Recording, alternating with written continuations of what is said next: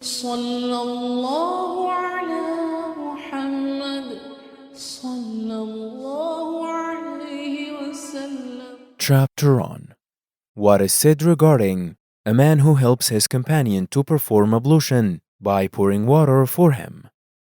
Narrated Usama ibn Zayd, may Allah be pleased with both of them, who when Allah's Messenger, peace be upon him, departed from Arafat, he turned towards a mountain path where he answered the call of nature.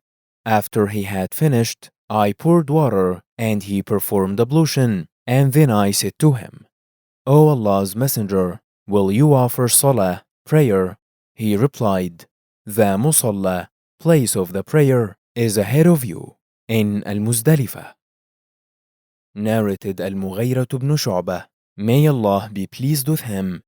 I was in the company of Allah's Messenger, peace be upon him, on one of the journeys, and he went out to answer the call of nature, and after he finished, I poured water and he performed ablution.